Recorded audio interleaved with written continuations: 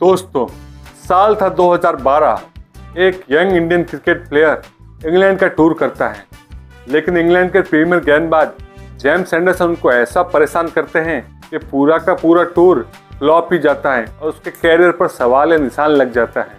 उसके बाद आता है साल 2018। वही प्लेयर जब कप्तान बन के इंग्लैंड टूर करता है तो रनों की झड़ी लगा देता है और सीरीज में 600 रन बनाता है। अब आपको नाम बताने की तो जरूरत नहीं होगी, क्योंकि दुनिया उसे किंग कोहली के नाम से जानती है।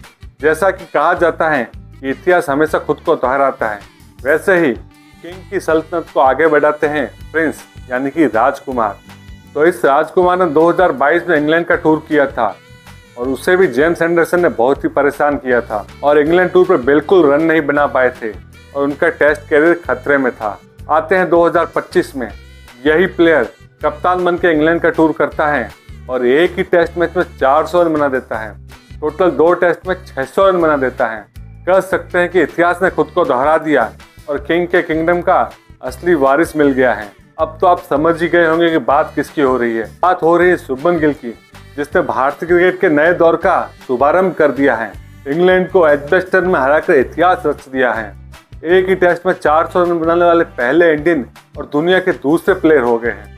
इसके अलावा आप रिकॉर्ड काउंट करते जाइए।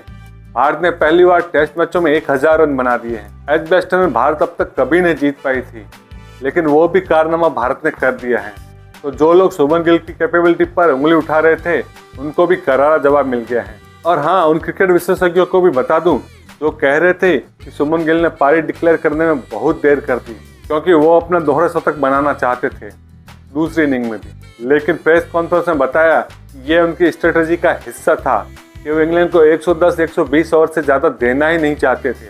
वो इंग्लैंड के लिए कोई चांस ही नहीं छोड़ना चाहते थे कि वो बेसबॉल खेल के चेस करने जाए, क्योंकि पहले टेस्ट हम देख चुके हैं जैसा इंडिया का बॉलिंग अटैक है और जैसी वो बैटिंग कर रहे थे तो कोई भी चांस लेना बनता ही नहीं था। लेकिन इस टेस्ट जीत से एक बात और पता चल गई, जो कि लोग नोटिस नहीं कर रहे हैं, कि इंग्लैंड में गोरे पत्रकारों ने और पूर्व क्रिकेटरों ने बेन स्टोक्स को चने के झाड़ पे चढ़ा कर रखा है। उन्हें कहा जा रहा है कि इतिहास के सबसे बेस्ट ऑलराउंडर वही है, जबकि आप रिकॉर्ड देखने जाएंगे वर्ल्ड कप की फाइनल की पारी और एशेज में ऑस्ट्रेलिया की पारी, ये 2 इम्पैक्ट पारियां हैं। उसके अलावा पिछले 2 साल में उन्होंने टेस्ट मैचों में एक भी शतक नहीं लगाया है। अब आप बोलोगे कि उसने विकेट ले लिए होंगे, लेकिन पिछले 2 साल में से 1.5 साल तो उन्होंने टेस्ट मैचों में बॉलिंग ही नहीं की। 28 का एवरेज है, तो इनको अगर आप वर्ल्ड का बेस्ट ऑलराउंडर कहोगे तो एक बार जाकर जैक कालिस के आंकड़े भी देख लो। जैक कालिस तक जाने की जरूरत नहीं, आप रविंद्र जडेजा के आंकड़े देख लो, आपको पता चल जाएगा कि बेन स्टोक्स को कितना ओवर हाइप किया जा रहा है। 28 के एवरेज बाद भी as a batsman England team में खेल रहा है, तो भाई बड़ी बात है। इसके अलावा ओवर कॉन्फिडेंस तो उनमें कूट कूट कर भरा है। अब इस फ्लैट विकेट पे टॉस जीतकर फील्डिंग, पहले टेस्ट में भी टॉस जीतकर फील्डिंग, पहले टेस्ट में तो बच गए, लेकिन अगर आप हमेशा टॉस जीतकर फील्डिंग लोगे और 300 का टारगेट मिल गया तो 10 में से 8 मैच आप हारोगे, चाहे आप कितना ही बेसबॉल खेल लो। और पिछले 3-4-5 साल से बेसबॉल कर रहे हैं, WTC के फाइनल में तो एक भी बार नहीं पहुंचे, टॉप 3 में भी नहीं रहते। खैर, ये उनकी प्रॉब्लम है। हम तो हमारी बात करते हैं आकाशदीप की। जब डिसाइड हुआ कि बुमराह ये टेस्ट नहीं खेलेंगे तो लोगों को चिंता हो गई कि 20 विकेट निकालेगा कौन, क्योंकि पहले टेस्ट में हालत खराब थी। प्रसिद्ध कृष्णा और सिराज टप्पे पे बॉल ही नहीं कर पा रहे थे।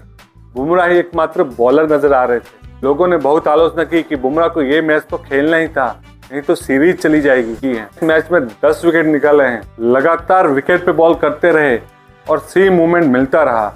ऐसा लग रहा था कि मानो मोहम्मद शमी बॉलिंग करने आ गए हैं। अब ये मत बोलना मोहम्मद शमी बैठे हैं उनको ही बुला लो, उनकी अभी फॉर्म नहीं है। जब मोहम्मद शमी फॉर्म में होते थे तो वही ये सीम बॉलिंग करते थे। लेकिन खुशी के इस पल में रविंद्र जडेजा का कंट्रीब्यूशन मत भूल जाना। हाँ, ये मानता हूँ कि दोनों टेस्टों में उन्हें 5 दिन बॉलिंग करने को मिली, लेकिन ज़्यादा विकेट नहीं निकाल पाए। लेकिन बैटिंग से जो उन्होंने वैल्यूबल कंट्रीब्यूशन किया है वो बहुत ही इंपॉर्टेंट था, क्योंकि पहली इनिंग में एक बार भारत के 5 विकेट जल्दी निकल गए थे। तो शुभमन गिल के साथ जो उन्होंने पार्टनरशिप की थी वही इस मैच में आगे जाकर डिसाइडिंग फैक्टर साबित हुई। तो इतनी काम, इतनी कंपोज बैटिंग करते हैं, जडेजा के स्थान पर सवाल उठाते हैं, फिर तो उनके क्रिकेट सेंस का तो भगवान ही मालिक है। इसके अलावा बात होगी ऋषभ पंत की भी, जिन्होंने क्रूशियल टाइम में सेकंड इनिंग में तेज रन बनाए, जिसके कारण भारत को थोड़ा ज़्यादा टाइम मिल गया और वो ऐसी कंफर्टेबल पोजीशन में आ गया जहाँ से मैच के सिर्फ 2 ही रिजल्ट पॉसिबल थे, या तो भारत जीतता या तो ड्रॉ करवा लेता। वैसे ड्रॉ के लिए तो इंग्लैंड को खेलना आता ही नहीं है, उनका डिफेंस इतना मजबूत है ही नहीं कि वो एक दिन पूरा खेल के ड्रॉ करवा सके। उनको एक ही तरीके की क्रिकेट खेलनी आती है। अगर आंकड़े देखेंगे तो आपको पता चल जाएगा कि बेसबॉल का सक्सेस रेट इतना कुछ खास नहीं है जितना कि इसको हाइप किए जा रहे हैं। अंग्रेजों का जो मीडिया है वो हर बात को बड़ा चढ़ाकर पेश करता है। चलो वो तो भारत के भी करते हैं, लेकिन उनकी क्रिकेट टीम में भारत जैसे सुपरस्टार नहीं है, इसीलिए उन्होंने बेन स्टोक्स को भी सुपरस्टार बना के रखा है। अगर आप आंकड़ों का कंपैरिजन करने जाएंगे तो आपको पता चल जाएगा कि बेन स्टोक्स वर्ल्ड के टॉप ऑलराउंडर में कहाँ टिकते हैं। बाकी बेन स्टोक्स अपना इम्पैक्ट तो डालते हैं, लेकिन पिछले 2 साल से टेस्ट मैच में ऐसा उन्होंने कुछ खास किया नहीं है जैसी कि उनकी रेपुटेशन है। अब बात कर रहे हैं अगले टेस्ट की। लॉर्ड्स में भारत नए कॉन्फिडेंस के साथ जाएगा और साथ में आएंगे बुमराह, तो ये इंग्लैंड के लिए बहुत ही बड़ा सरदर्द होगा, क्योंकि बुमराह, सिराज और आकाशदीप तीनों इन फॉर्म हैं और इंग्लैंड के बॉलिंग अटैक का तो कुछ अता पता ही नहीं है।